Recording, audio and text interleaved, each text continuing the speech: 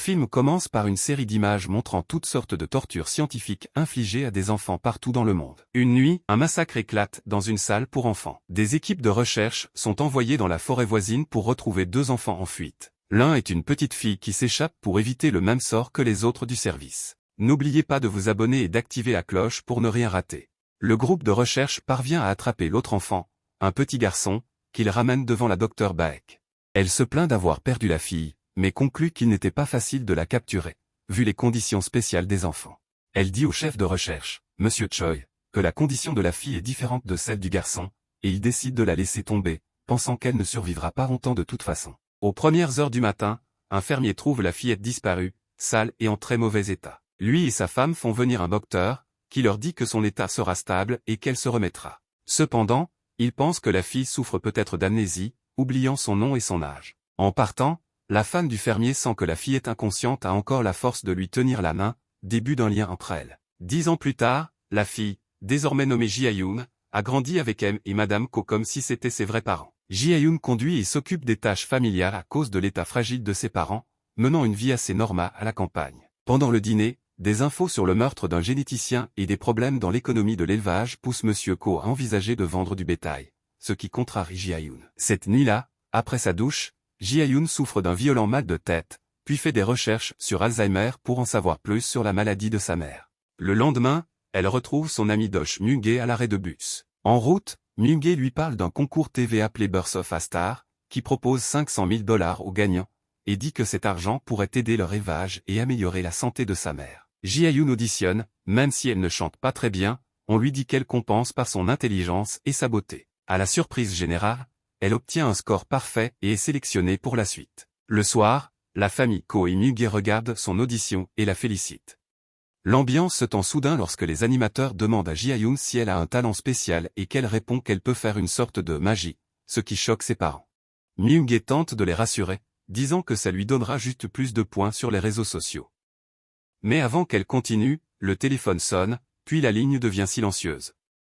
Plus tard, les parents expliquent à Ji-Hyun qu'elle se met en danger en s'exposant autant.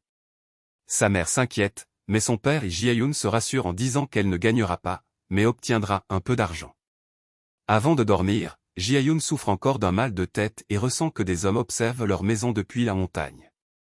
Le lendemain, les filles prennent le train pour Séoul, partageant des œufs durs que Ji-Hyun dévore. Elles sont interrompues par le rire d'un garçon mystérieux assis en face, qui prétend connaître Ji-Hyun et l'appelle « Mademoiselle sorcière ». Il l'intimide, lui disant qu'elle n'a pas besoin de cacher quoi que ce soit, parlant même anglais. Mais il réalise vite que Ji-Hyun ne comprend rien à ce qu'il raconte. Pour vérifier, il aide la main comme pour la gifler mais s'arrête juste avant, détectant quelque chose qui fait pleurer Ji-Hyun. Après que Myung-hae fasse un scandale, il les laisse, mais dit qu'ils doivent se revoir. En changeant de wagon, il tue sans effort un homme qui l'a bousculé, puis jette son corps du train. Même arrivé en retard ou direct, Ji-Hyun fait une performance excellente. Et se qualifie pour les quarts de finale. En regardant l'émission, la Dr Baek et Monsieur Choi reconnaissent Ji-Hyun, stupéfait qu'elle ait survécu. Après le programme, une nouvelle migraine force Ji-Hyun à se réfugier aux toilettes. Flashback, un neurologue dit à Ji-Hyun qu'elle a besoin d'une opération coûteuse et que sa vie est une course contre la montre. Quand elle demande combien de temps il lui reste, il répond à 3 mois, et qu'une greffe de moelle de ses parents biologiques est indispensable. Retour au présent, Myung-hae retrouve Ji-Hyun et dit qu'elles doivent retourner au train. Elle tente de prendre un taxi, mais une voiture les bloque, avec des hommes menaçants qui disent connaître Ji-Hyun. Grâce à des enfants qui passent, elles arrivent à s'enfuir en taxi. De retour au village, Myung-hae laisse un moment Ji-Hyun seul à l'arrêt de bus. Là, le même garçon mystérieux arrive, mêlant coréen et anglais, testant si elle comprend. Elle reste muette. Il lui dit de rentrer chez elle. Ji-Hyun s'enfuit chercher un taxi et demande à Myung-hae d'appeler son père pour vérifier sa maison avec la police. L'officier Dosh intercepte la camionnette du garçon et de ses hommes. Mais quand les filles arrivent, il n'est plus là, et la maison semble calme, leurs parents jouent avec des policiers, sans signe du garçon. L'officier Dosh demande si elle connaît ces hommes, précisant qu'ils sont américains. Elle dit que non. Plus tard, un homme arrive dans une maison de campagne et trouve sa famille massacrée dans la serre, tuée par les mêmes mystérieux hommes. Le chauffeur tente de le sauver avec une arme, mais il est stoppé par le jeune garçon qui utilise une sorte de télékinésie pour l'obliger à se tirer dessus. Le groupe brûle la maison et s'en va. Le lendemain, la docteure Baek lit que la généticienne et sa famille sont morts dans un incendie. Elle parle à Monsieur Choi de Ji-hyun et lui dit de ne pas s'inquiéter, même s'il voudrait agir. Elle lui demande comment va sa propre condition, et il révèle une peau noire et bosselée sous son gant. Un autre généticien demande à Choi de tuer la fille et de rapporter son cerveau pour l'étudier. Pendant ce temps, Myung-gae parle de fan club pour Ji-hyun pendant le dîner, mais tout est interrompu lorsque Madame Ko demande pourquoi il mange avec des inconnus, ne reconnaissant plus sa propre fille. Avant de dormir, elle révèle avoir trouvé des preuves que Ji-hyun cherchait ses parents biologiques. Une nouvelle migraine frappe Ji-hyun alors que sa maison est infiltrée. Quand elle s'en rend compte et va réveiller ses parents, un pistolet se braque sur elle, la maison est remplie de mercenaires tenant Myung-gae en otage. Leur chef révèle qu'il a déjà rencontré Ji-hyun et montre les cicatrices qu'elle lui a causées. Elle dit qu'il se trompe, mais quand il coupe légèrement le cou de Myung-gae, Ji-hyun se libère, s'empare d'un pistolet et tue tous les mercenaires. Elle élimine leur chef sans difficulté.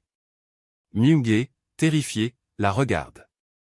Le garçon mystérieux apparaît, disant que son groupe est là aussi. Il félicite Ji-hyun, pensant que sa mémoire est revenue.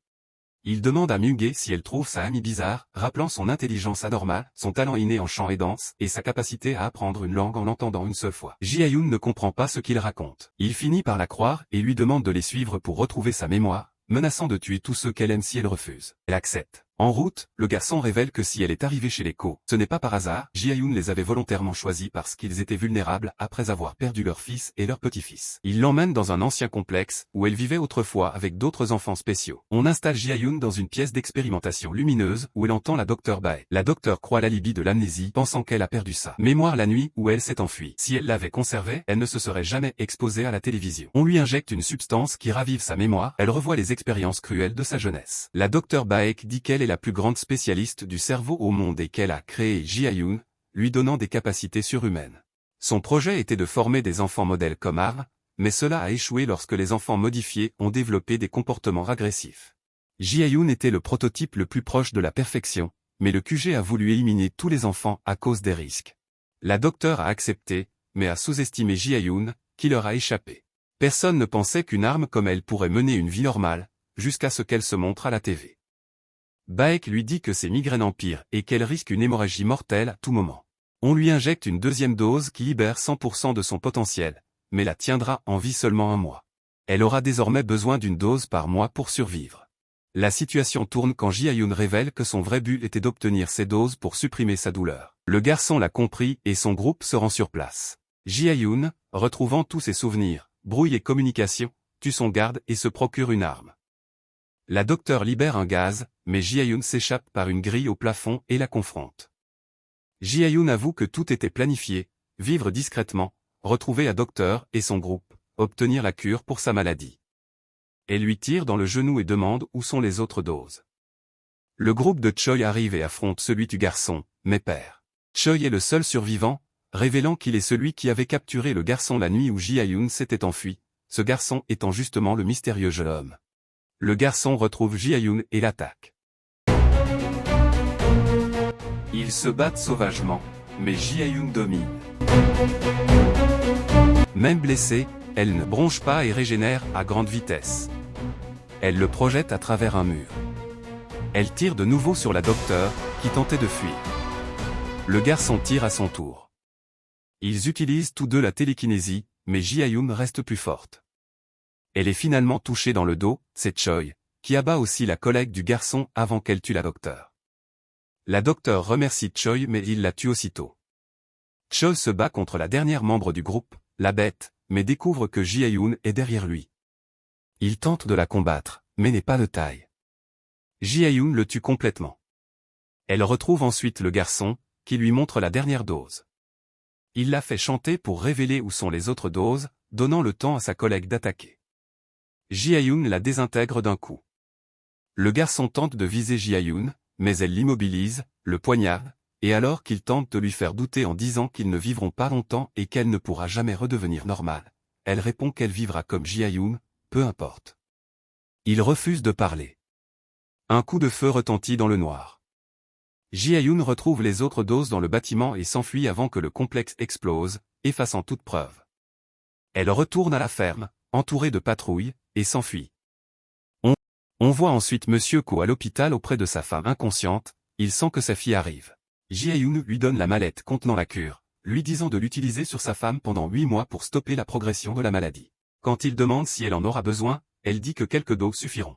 Avant de partir, Monsieur Ko avoue que du bétail est mort quand elle est apparue chez eux, et qu'il avait craint qu'ils élèvent une sorcière. Il avoue avoir regretté de l'adopter, mais sa femme l'avait convaincu de l'aimer comme leur vraie fille. Le film se termine avec Young-mi à l'hôpital, regardant son ami partir seul. 3 mois plus tard, dans une maison près de la mer, Ji-Hyun apparaît devant une femme en fauteuil roulant, lui montrant une mallette pleine de doses. Mais elle dit qu'elle a besoin de quelque chose de plus permanent et demande son aide. La femme appelle quelqu'un d'autre, une fille au visage couvert de cicatrices. Ji-Hyun la menace en disant que si elle la touche, elle la tuera.